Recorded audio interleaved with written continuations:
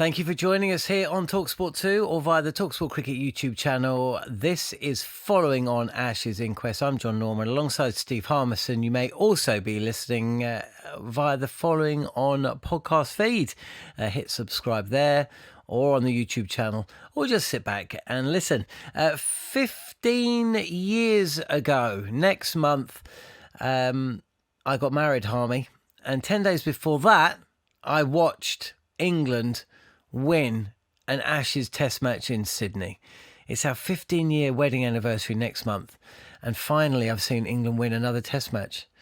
That's quite something. Question for you: what was the worst pitch, Melbourne 2025 or Melbourne 2017? Melbourne 2025. I was wondering where you were going with that, and I think Fee would have been worried about it. I think she listens to this, but she doesn't. No, I think this one. I don't want to sort of dwell too much on the pitch because, yes, it was substandard. Yes, it's not good enough for Test match cricket, and all that can be said at a later date and further down the line because the resilience of character, the togetherness this group have got themselves in a position where they were 3 days before the Test match. They were nowhere. I was like, they might as well come home. And to show the character that this group have got, to get themselves in a position to win the game when they went a bowler down, on a pitch which was probably worse than what it was in Melbourne in 2017, shows great character. It really does. Stokes and Root got their first win on Australian soil over 5,000 days. And good on them. You know, they've always had a plan. Even listening to Rob Key, England's main director of cricket, before the Test match, England came with a plan. Some would argue it was the wrong plan, and it wasn't executed. England came in the fourth innings with a plan.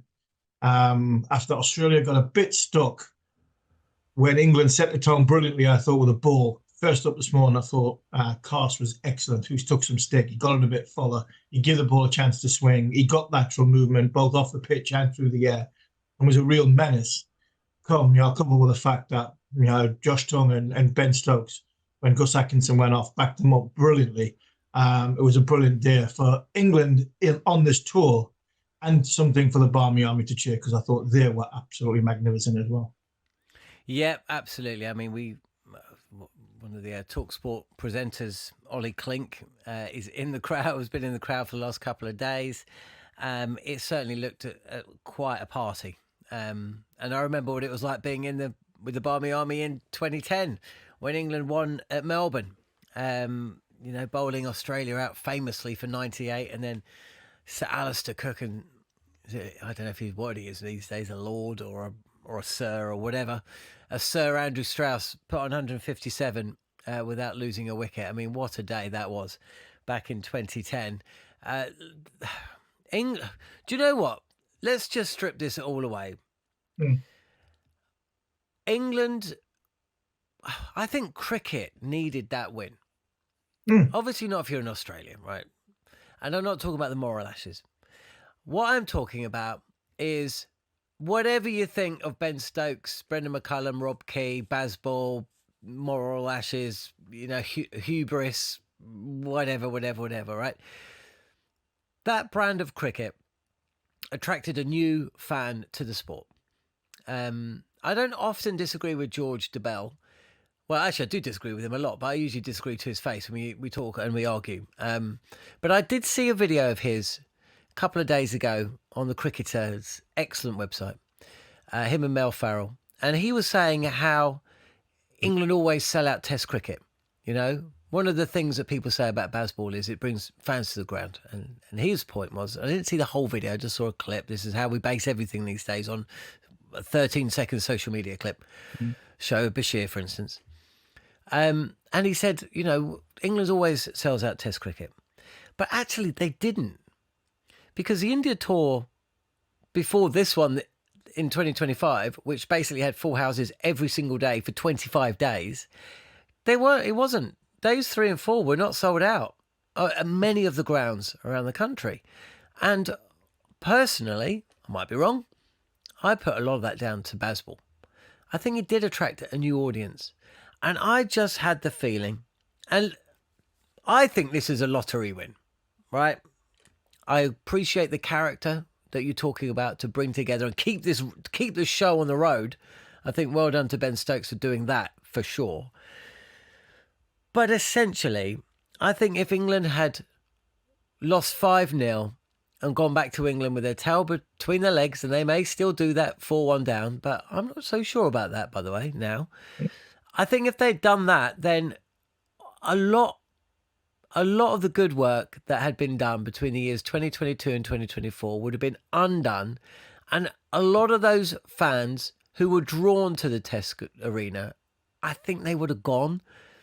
And so I think this win, and hopefully one at the SCG, on a more fair pitch, because this pitch was wretched. Hopefully, if England can win that, and there'll be regrets, there will be mistakes, and they will hold up their hands and say we got some stuff wrong.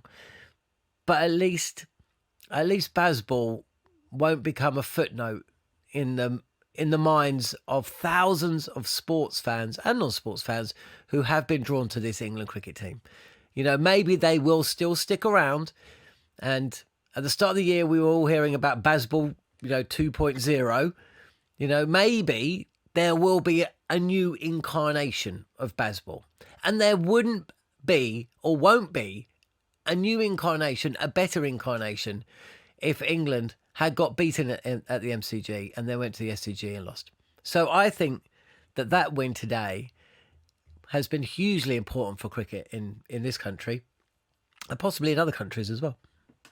Yeah, I think hugely important for this country, because what we'll get, which had already started at the end of it, and I had my say, and talking about Ben Stokes staying, Rob Key staying, but Brendan McCullum going. And there's always a fallout, and there's loads in what you just said, and that's probably for another day after Sydney when we review the Test match, review the series. Probably myself, you, Goffey, Jared, whatever comes with what comes next. But I think a lot of people were talking about the end of Bazball.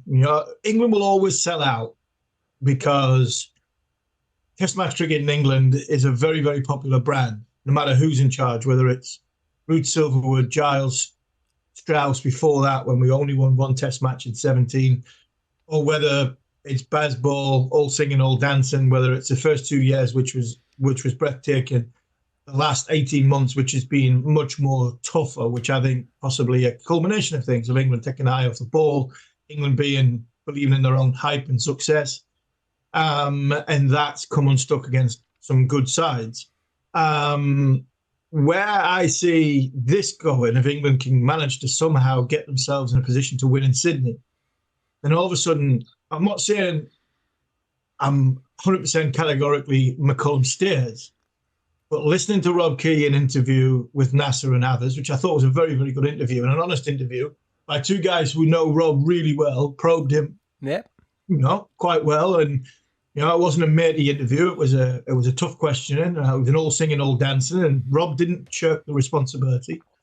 And all of a sudden, I think, hopefully, once it's all said and done and sat down, if it is 3-2, yes, the crux of the matter is when the series is on the line, we were nowhere. But the biggest thing in the world is to admit you were wrong. The biggest thing in the world to admit that your first instinct was the wrong instinct and the way things went. If there's good comes out of that, you tend to learn quicker and you put things in place which makes things better. And that possibly is what this victory has done when it comes to coming back home, that if England can manage themselves right, we didn't do that right, but there's nothing we can do about it, but we'll learn from it and we'll be better from it.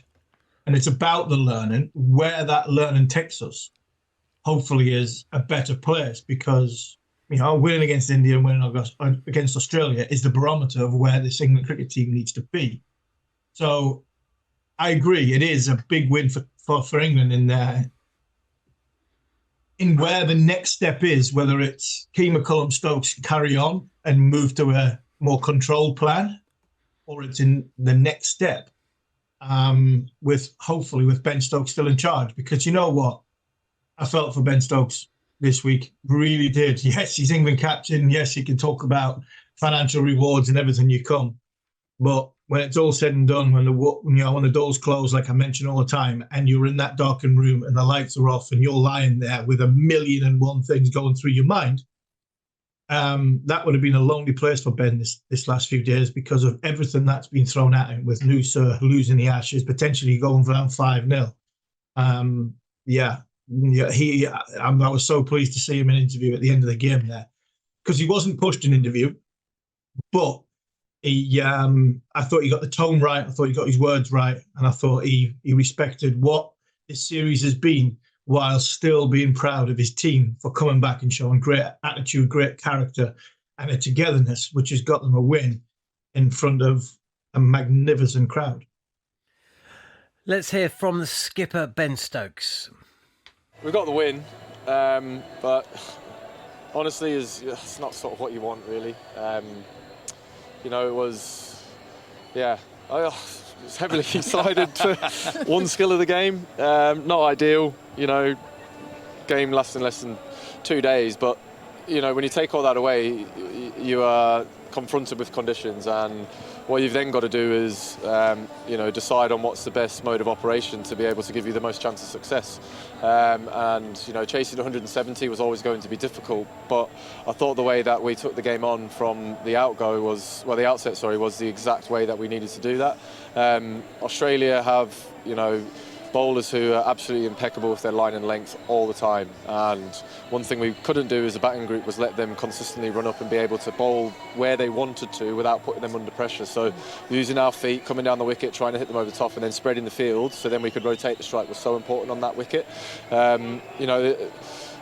Both teams have got Joe Root and Steve Smith, and when they make it look quite difficult, it's tough to be able to try and build an innings like you normally associate with Test cricket. So, I'm real proud of the way in which we went about it there in that run chase. It could have been a lot more difficult if we did just try and hang in there and try and knock those runs down slowly. But, Zach Crawley, Jacob Bethel, and then the way that Brookie came in and didn't try and slow down was, pretty good.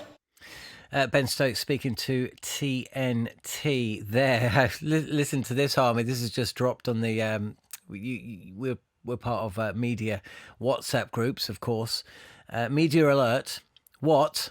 MCC press conference. We're not talking about the Marylebone. We're not talking about the Marylebone Cricket Club here. Who? Melbourne Cricket Club CEO Stuart Fox and head curator Matthew Page will be chatting to the media tomorrow in Australia. 6 scores of 30 or more across the course of this 2 days. It's a test match that's going to cost Cricket Australia, I'm guessing, but if the Perth test match cost them $3.5 million Australian dollars, you can probably double that for this one. Yeah. Right? So you're looking at the best part of $10 million shortfall. And it was a lottery. And, Alistair Cook was saying it on commentary. I mean, so you don't have to go far on social media. I sent a couple of... Even Kevin Peterson was weighing in on it. It's so many people getting involved. Michael Vaughan, Barrett Sanderson. More and more people getting involved saying that this pitch was just not good enough. It wasn't even exciting. It was... it was just really poor. It was low quality. It was low quality cricket. Watching Mitchell Starc bowl at the start of that innings, like Ben Duckett, I think could have been out 10 times. Right? 10 times. Zach Crawley could have probably been out 7 times. Even Jacob Bethel could have been out 4 or 5 times. Some of those balls that were delivered by Mitchell Starc to Ben Duckett at the start of his innings were too good for Don Bradman. They were bowled at 93 miles an hour. They were swinging. They were seaming. He couldn't lay a bat on it. I don't think anybody could lay a bat on it. It was so stunted in favour of the bowlers. It was just a miracle if you survived. And of course this is when you play baseball. Of course it is, right? And At no point did I think England wouldn't lose. But that pitch was really poor. We just got to hope that the SCG, and, from the reports that were written in the build-up to this test match, Todd Murphy might not play in that one either. We could have a test series, an Ashes test series, where England don't field a frontline spinner in 5 tests, and Australia field a frontline spinner in 2 tests, but in one of those tests, he bowls 1 over. That's just, well, it's a 4-letter word which I can't say on radio. Yeah, and I mean, it's hard to disagree with any of that. And I don't think a frontline spinner will play in the next test for England. I think Bashir, Potts, possibly Fisher, probably Potts comes in for Atkinson, and England will go with the other 10 that carried on. And like Ben said, the great Steve Smith and Joe Root had a struggle. It was a lottery. It was a poor pitch. It was nowhere near good enough for Test match cricket. When you look at what the history of the Ashes and what the Ashes means to the international game, the bowling attack that's on it, the batters that were on show, talking about, somebody's got 11,000 test runs, somebody's got 13,500 test match runs. Melbourne Cricket Ground on Boxing Day is one of the biggest occasions in world cricket. But in 93, 94,000, and today is 1 and 2. To have a surface like that, you wouldn't even get at a sort of level 4, level 5, dampened, village cricket game. I think it's a disgrace to the game of cricket. The players didn't deserve that surface. The players deserved a better surface. And like I said yesterday, England, Australia have had a plan against England to play on a wicket which does a bit. Sydney might do a little bit, but I can't imagine it being anywhere near as bad as that. There's a difference between good bowling and just putting the ball anywhere and letting the pitch do the talking. Putting the ball anywhere and letting the pitch do the talking was easy enough on that surface. So I can't imagine Sydney being like that. There's a lot of rivalry between Melbourne, Victoria and Sydney, so New South Wales. So I'd imagine there will be a flatter pitch, better surface, more of a contest. Australian cricket needs it because they need to recoup some cash and get a game going into the 4th and 5th day. And your point right at the very start, I mean, making a joke of, the curator or whatever his title is now, fancy title is now, and the chief exec of the Melbourne Cricket Association speaking tomorrow. If you're an England player now, you can go and do what you want. You're not getting on the front page tomorrow morning. You can drink as much as you want, get videoed as much as you want. Because you're not getting on the front page tomorrow, because these two are.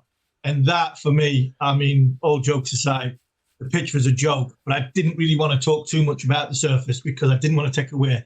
Sat here for a few days now and bombarded and been so negative towards the England team.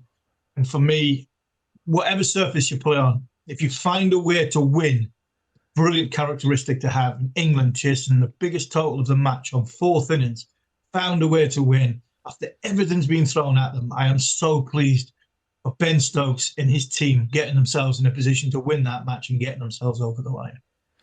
Did Australia look tired today? Yeah, I think they did. I think it's one of them ones. I mentioned you off air before. I didn't pick up on it yesterday. I picked it up on this morning. It was just before play today that in low-scoring events, sometimes the hardest part of getting yourselves into a winning position is knowing what sort of score you need to win from a 4th innings point of view.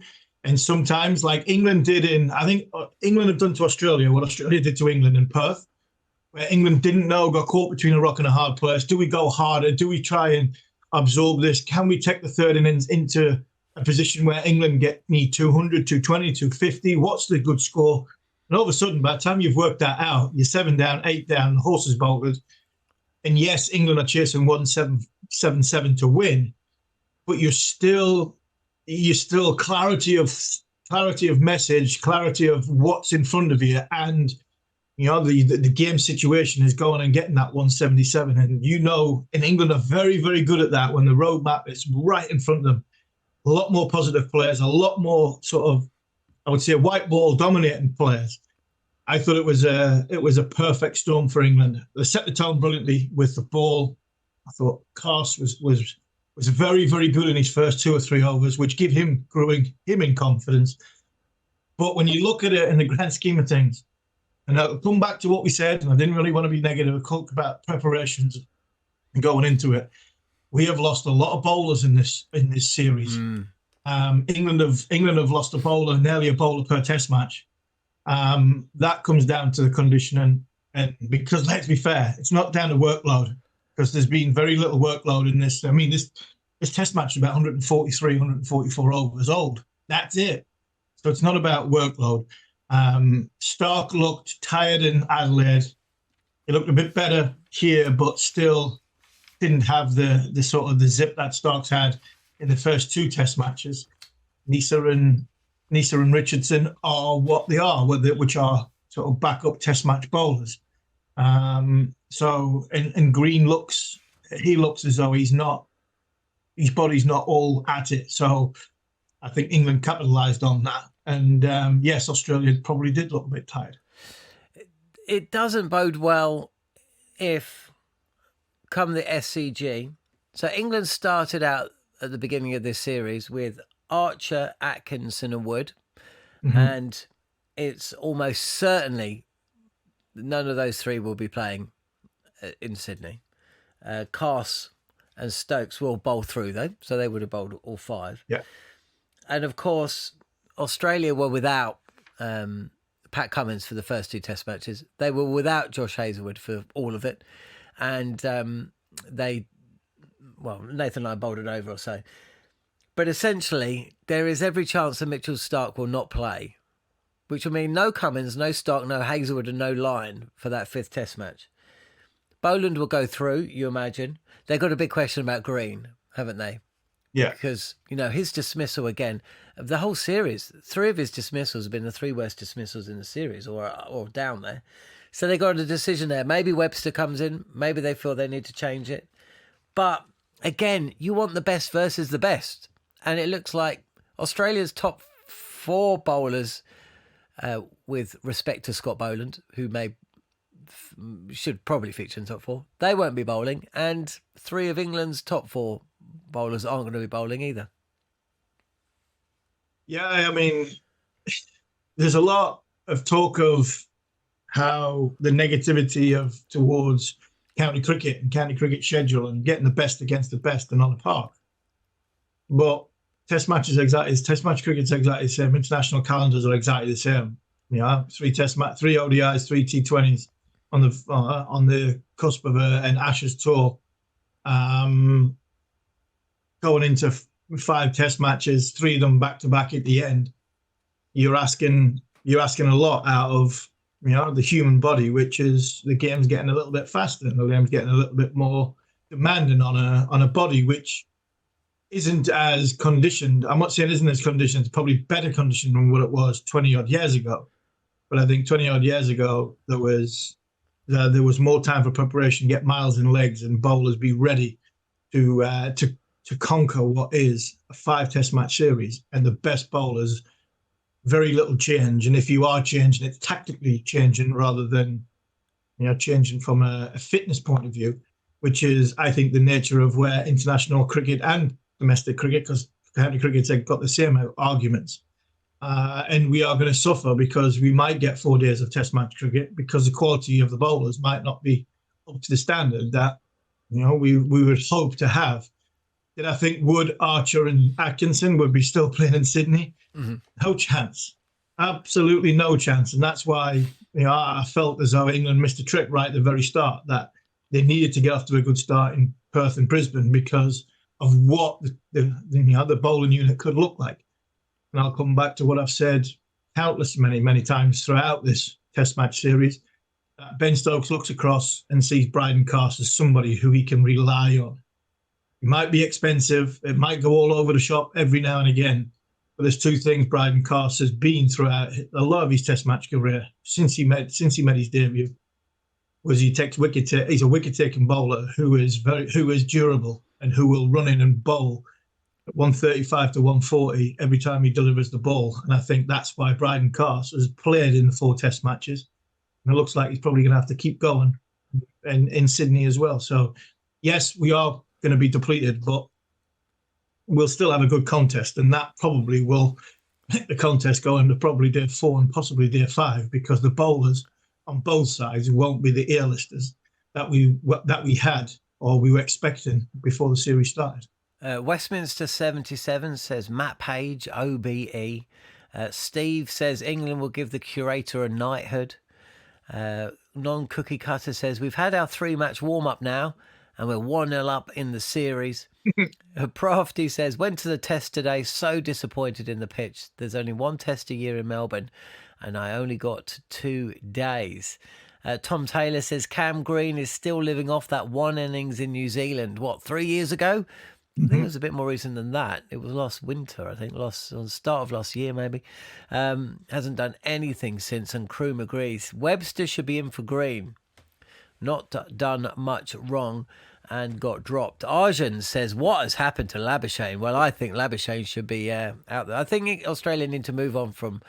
I think Khawaja was always going to end his career in Sydney. It's where it started. In that same series back in 2010-11.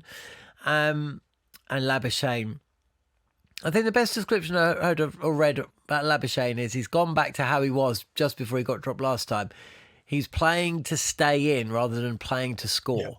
And again, well, you know, there was a little bit of controversy about that catch, but at the end of the day, I don't think it made a great deal of difference. We'll never know. Let's end the show, though, by talking about a couple of positives. I feel like I've been a little bit moody, considering England have just won. You've been up all night, John. That's why. Yeah, I've been up all night. and I was in A&E last night. I didn't even tell you guys about that. Oh, no. Yeah, just for a couple of hours. It's all right. But anyway, look, Jacob Bethel played. I'm not going to go to town on it because he could have been out about 5 times. But boy, oh boy, there's just something about that guy. You know, it reminded me of how impressed we were this time last year when we were commentating on him in New Zealand. He's got a terrific second innings record. His first innings record needs a bit of work. He still reminds me a bit of Andrew Strauss. But he plays some nice cricket shots. You know, he got on top of the conditions and the occasion. It was actually a surprise when he was out in the end because, you know, it was really tough at the start, but it did seem to ease up a bit.